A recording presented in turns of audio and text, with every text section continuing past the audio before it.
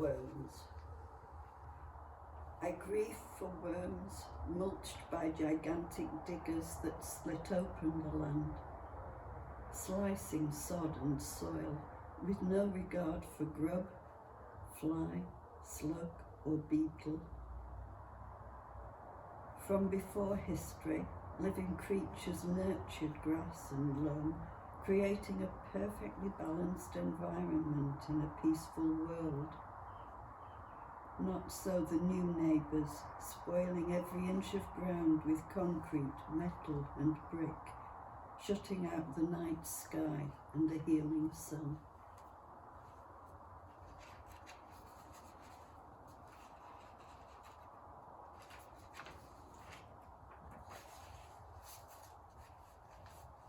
This is a fairly recent one. Like a lot of other writers, I've been very busy writing and thinking during lockdown.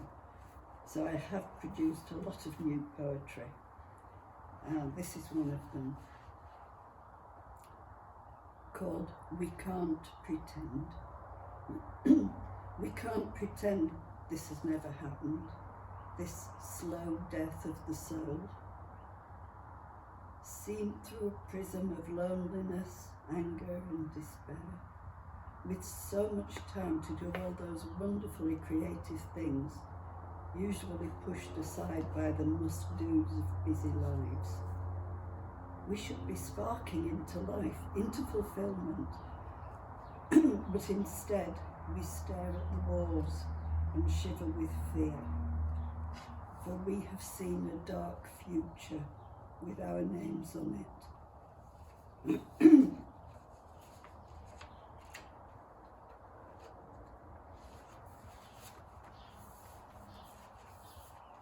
This one's called The Thing Is. The thing is, no matter how loud we talk, no matter how much we cry, no matter how often we say the words designed to release passion on those with influence, if they don't really care, then they don't hear or simply think of other things. And our tears are left there, like raindrops on a window, leaving smears but changing nothing.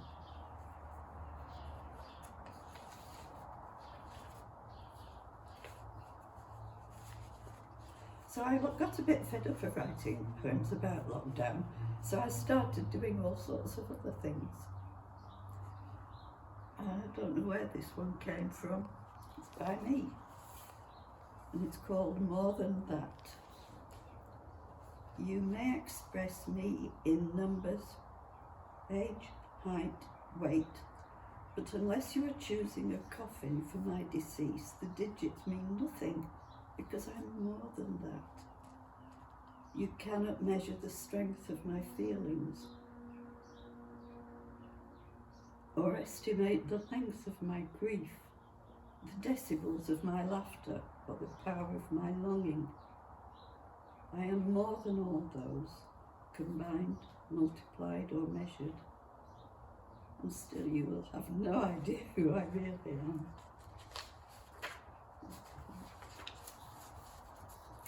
I have been involved in environmental projects for a very long time, as has my poetry. This one's called It Wasn't Just Trees We Planted. How could we speak to each other with formality or carry bitterness when together we had dug deep into the dark earth, rooted the young trees and staked the slender trunks against harsh winds?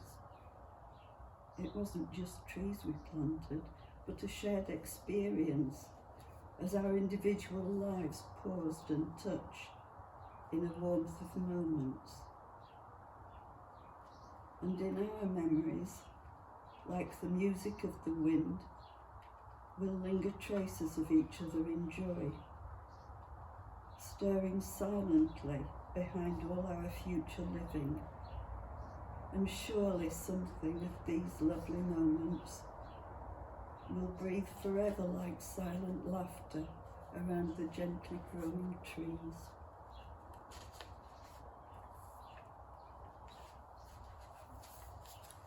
Yeah, well, after all the angst and all the delving into poetic words and all that, occasionally I just have to let loose and write something humorous. This one is called Singing for Your Life. Your song will always sound exactly as you expect, a raucous caw or the sweetness of a lark, created from your own expectations. Life too, great for the thrushes, not so damn good for the grunters.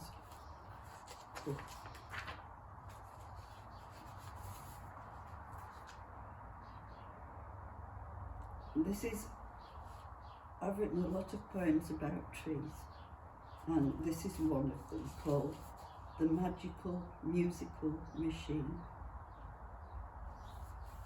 Towering above the land, a magical musical machine into which the wind breathes to echo softly back upon itself as though through reeds of unimaginable range and sweetness. And the sky passes across taut twigs as over delicately vibrating heartstrings. Earth music and sky music are created, throbbing with the rhythm of the clouds and the staccato drumming of air on parchment leaves. But we, with our crude senses, hear only the rustling of leaves, while all that we could ever dream of creating is fulfilled in the unheard singing that fills the universe with overflowing silence.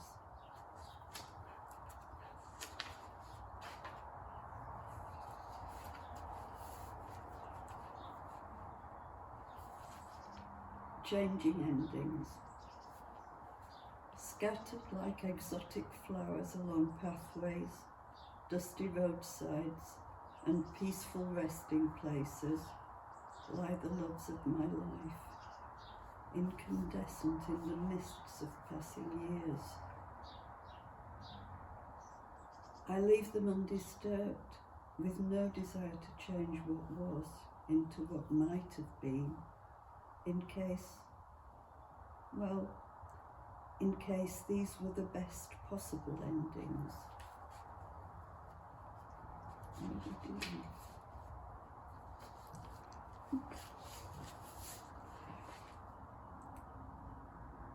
Now, music's played a huge part in my life, and I was a piano teacher for many years, so occasionally I will write a poem for a composer, and this one's called Ludwig. Imagine, as a musician, as a deaf musician, feeling the vibration of sounds, imagining the harmonious combinations of instruments, keeping hold of the sense of the inversions of chords. Multiply that by the variety in dynamics and the talent of instrumentalists, and whip it all together with your frustration and anguish. It could reverberate like a child's beating of a drum, but instead emerged as the most influential and sublime music ever written.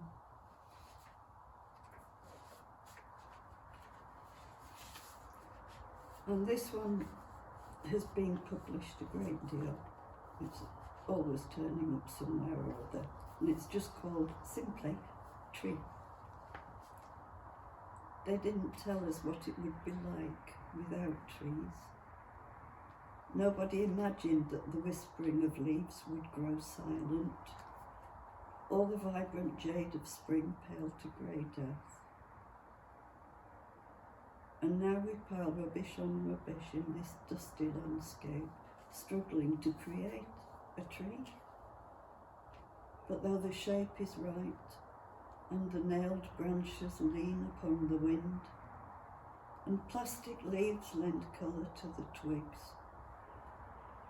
We wait in vain for the slow unfurling of buds, and no amount of loving can stir our weary tree to singing.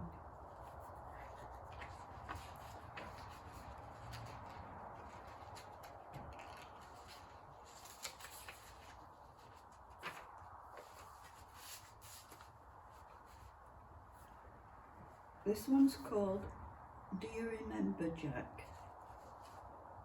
Do you remember, Jack? Somebody recently asked me if this was a poem about the American writer Jack Kerouac. It certainly wasn't. I know lots of people called Jack, including Do you remember, Jack, how the creamy umbellifers grow tall in the springtime hedge sides, and the pink wild rose climbs up among the hawthorns? Or is the inside of your head a grey and ashy desert now? Before the radiation leak, you used to walk the evening lanes as midges danced their golden rituals upon the sunset rays. But now your legs are puffed and useless, and something gnaws and slobbers at your insides. Do you ever recall how you spoke with such pride about the energy of the future?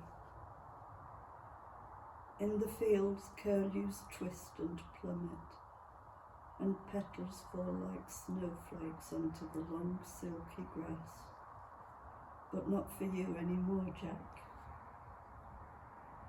In your pale and cancerous bed. Perhaps we shall all come to this, and the fields will one day lie like dirty sheets, and the hedges stand as sharp and spiky as the death poking its way into what should have been the rest of our lives.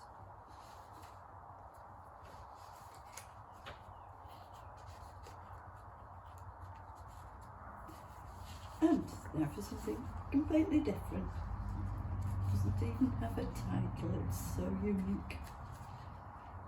I write you the peace and the stillness of flowers, and send the river singing to your side, carrying my love like an angel clutching a basket of stars. I paint you the colour of joy, and an old horse grazing along the riverbank, music pouring from its eyes. Gently, without thought, you draw down the night and its tenderness over my sleep. Stars tumble from beneath my eyelids. I dream your love and a moon held high in my hand to guide you back to me, oh so softly.